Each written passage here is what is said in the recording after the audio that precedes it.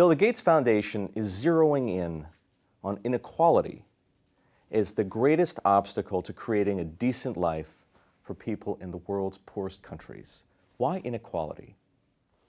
Well, we take a lot for granted in the United States and other wealthy countries. The fact that we have enough to eat, the fact that children overwhelmingly survive and their nutrition is such that they're able to be educated and live a full life. Those things are not yet universal. In fact, over 5 million children a year die, and that shouldn't happen. We've made progress. It used to be 10 million a year would die, but the things that we think every human should have are not yet available. So inequality is of a more dramatic and stark form when we look globally.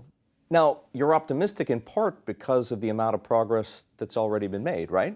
That's absolutely right.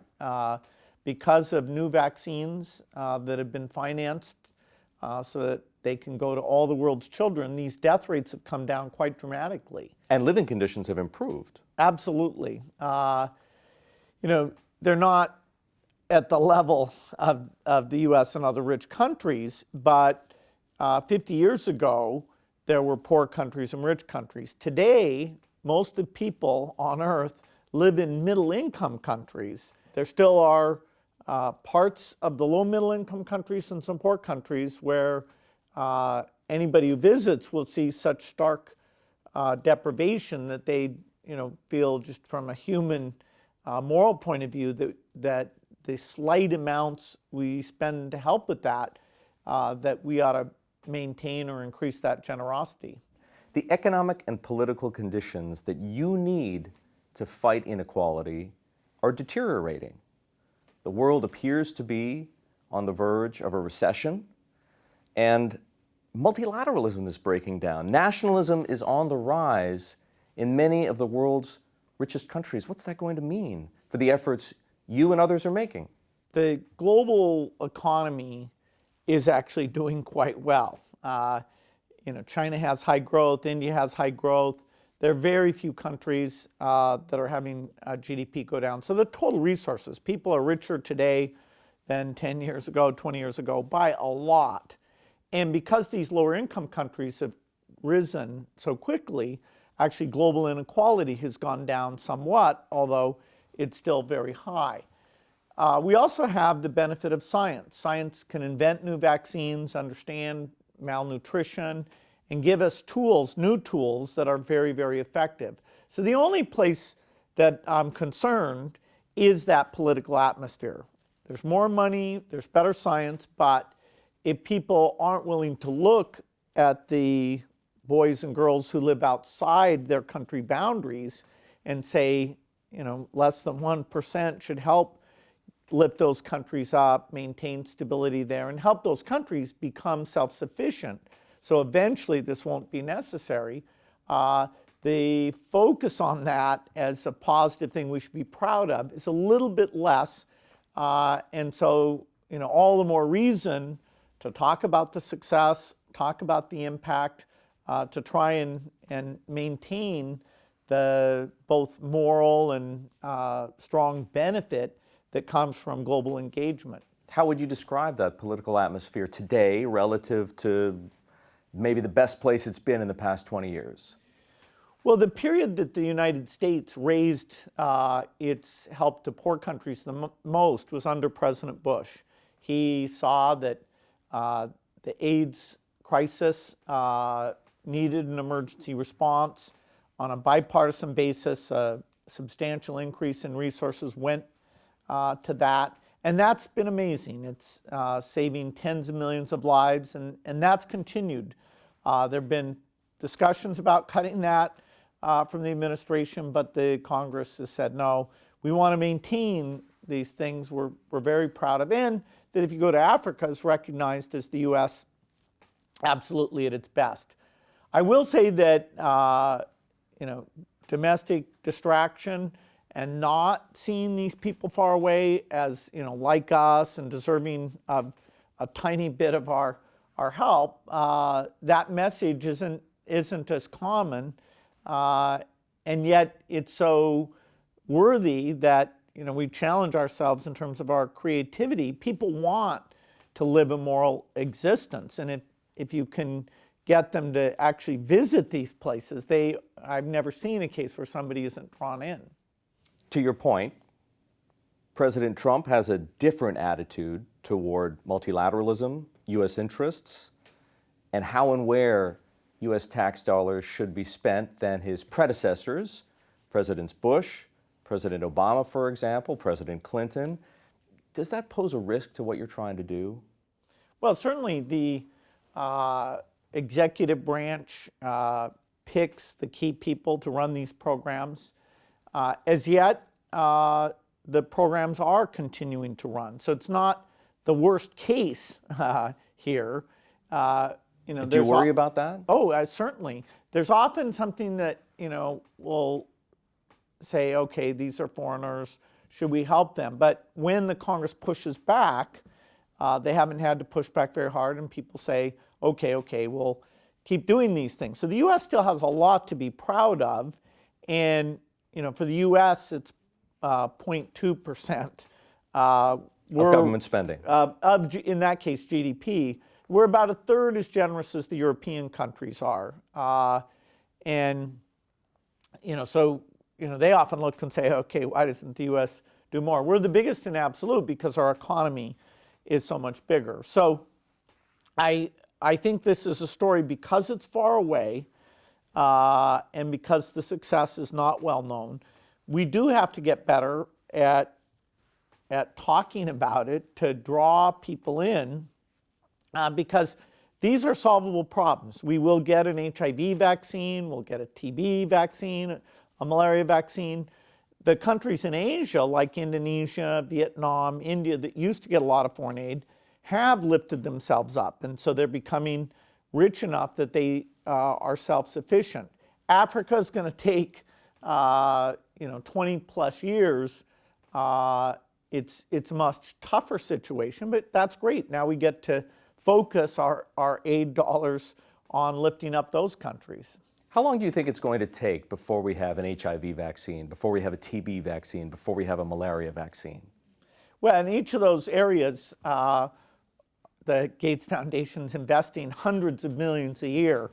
And, I love the scientists doing the work. We've come a long way. So I'm sometimes over-optimistic. But in each case, I'd say in the 10-year time frame, we will have really great vaccines.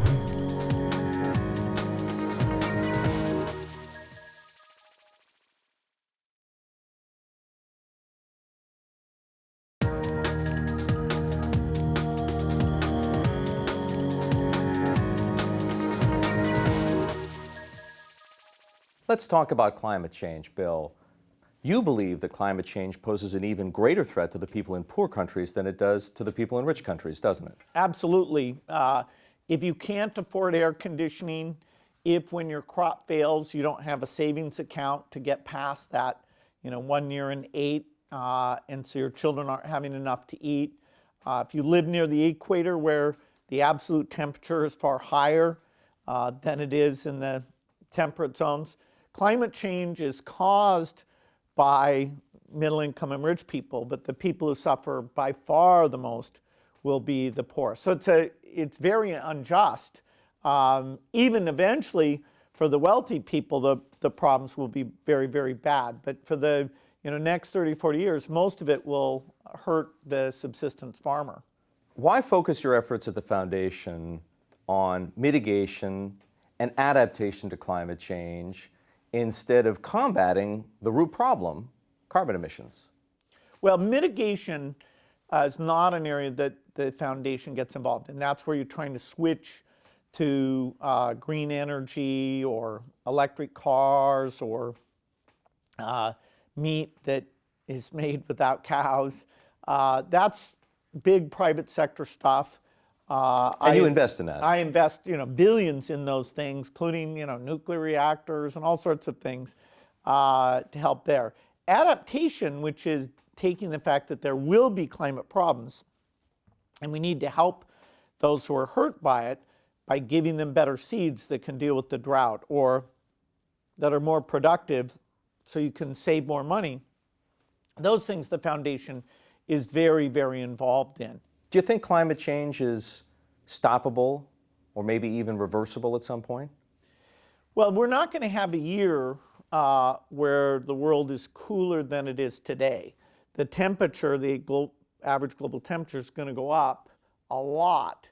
And in the next 50 years, it won't go down. Now, deciding how much it goes up, does it go up by 2 degrees or 3 degrees or 4 degrees, that's in our hands.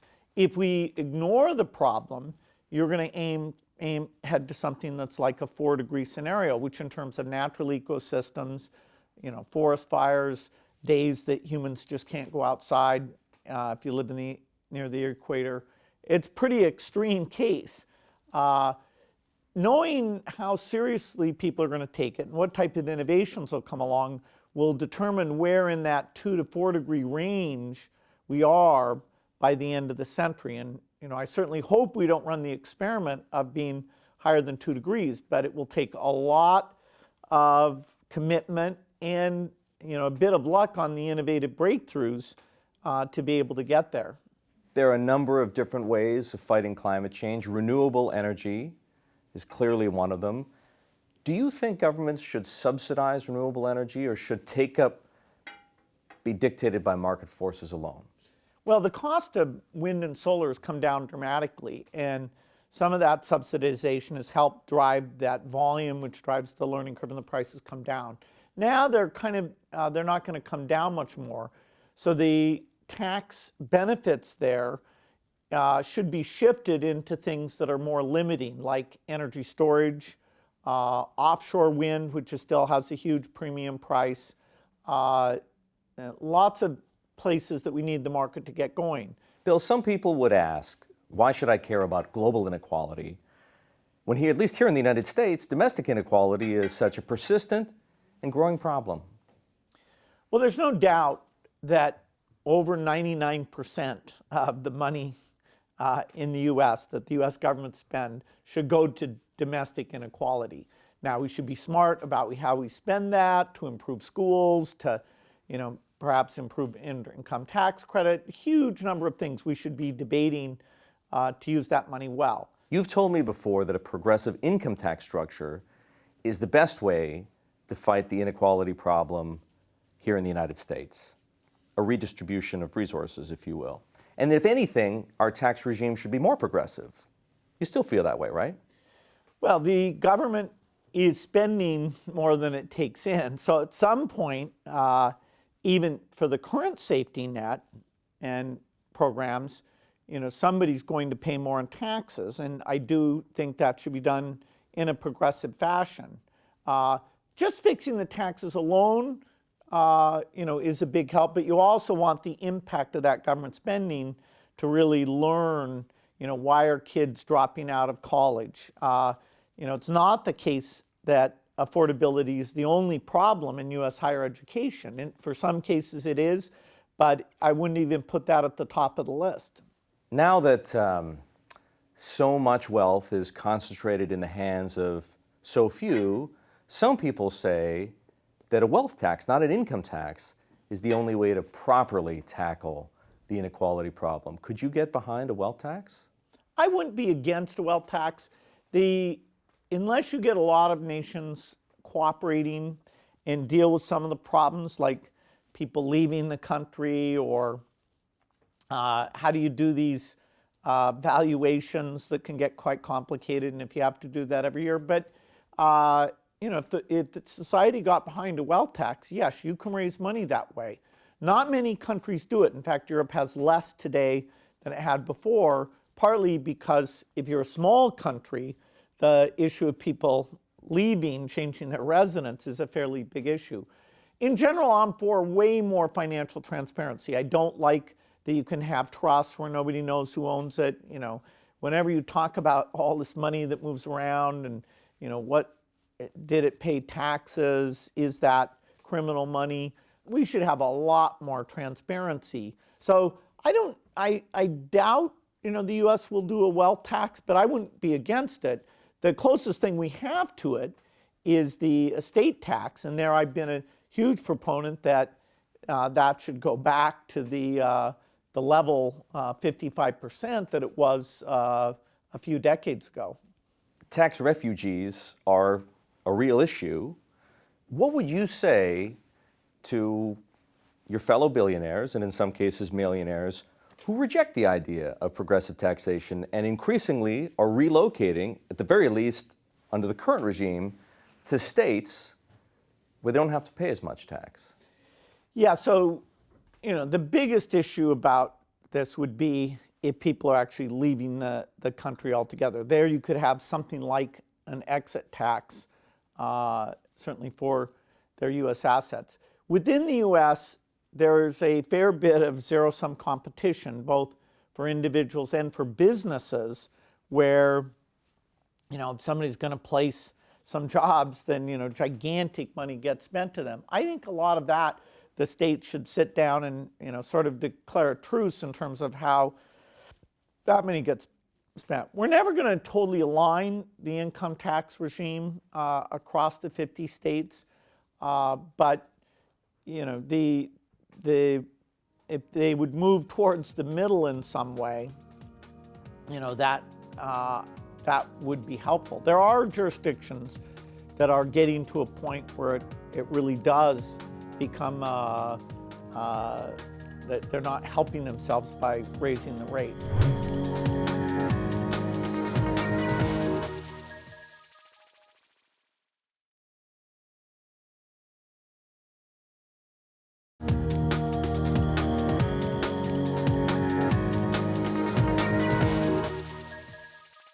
I want to ask you about philanthropy. As a matter of principle, most people would agree that more philanthropy is a good thing. But as you well know, there's a big difference between good or effective philanthropy and bad or ineffective philanthropy. Of the billionaires you know, and they happen to be the people who tend to give away in aggregate the most money, how many would you say are doing a good job of that? I don't know all the different philanthropy that different people are doing. We do have this group called the Giving Pledge, where now a couple hundred people have committed to giving the majority of their money away. And there are regular meetings, one annual meeting to talk broadly about the topic, and then through the course of the year, lots of meetings that are focused on giving to science, giving to education, giving to the environment. And I know people are learning a lot from each other. There are some very sophisticated givers, and the heterogeneity is such that you'll never have a single score. I mean, George Soros did brilliant work helping the Eastern European countries, build up a civil society. That was kind of amazing, hard to measure. People like Rich Kinder and his wife are giving in Houston and creating these parks, and it's fantastic. There are, I'd say, in the Giving Pledge, there are at least 30 philanthropists that I've learned a lot from. Starting with people like Eli Broad, who've been at it for many decades. Michael Bloomberg, who's incredible in what he does. I hate if I mention names now, I'm leaving various people out. But I've learned from these people, and that's partly why I look forward to that event. So the big givers should be very careful. They should put the same care into it that they put into creating the wealth. No one would accuse you and Melinda of not giving away enough money. But one of the reasons you've been able to be so generous is by investing well. And I wonder, at this stage of the game, are you and Melinda and your investment chief, Michael Larson, as focused as you have been on generating returns so that the foundation has more money to give away, and for that matter, your private investments, or is now a time to think more about capital preservation?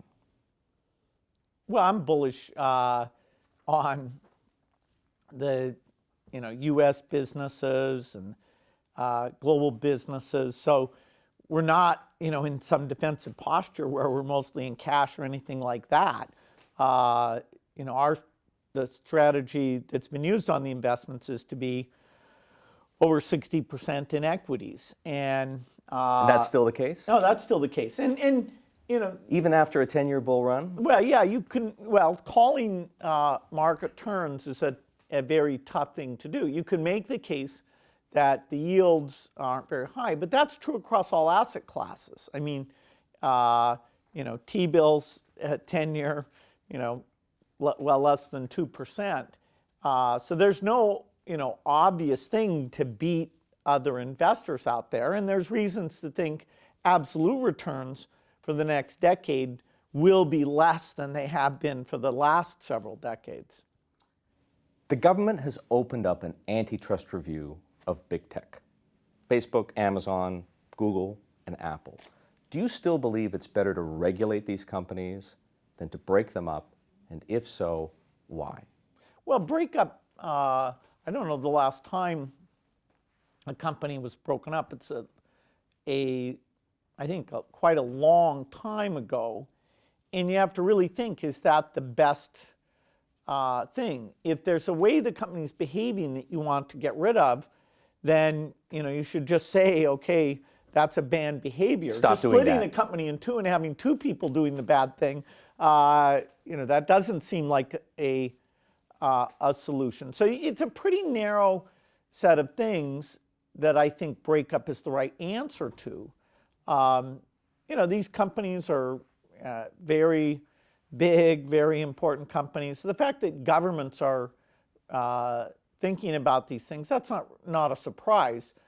I was naive about this, but that was a long time ago, and I didn't realize that as Microsoft gets successful, we'd come under scrutiny, and we went through our thing back in the 90s, and that's made us more thoughtful about this kind of activity. Do you share the government's concerns that any one of these companies, or all of them perhaps, are doing things, abusing their power and influence in such a way that it undermines either the political system, and we've heard about that, or perhaps the consumer economy, and we've heard about that too? I think these companies are behaving totally legally. They're doing a lot of innovative things. The fact that the tax rules incent you to structure in a certain way and to minimize your taxes. People should look if they want to change that going forward. That's a real question. Social media, nobody had a crystal ball that in some ways that would be a way of sort of radicalizing people or splitting them into different groups.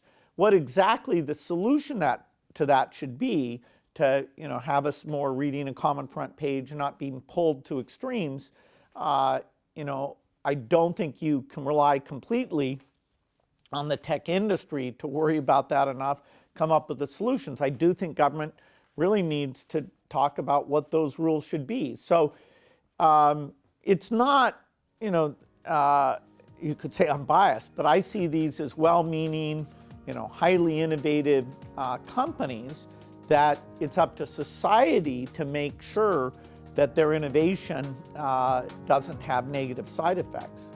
Bill, thank you very much. Thank you. Really appreciate your time as always.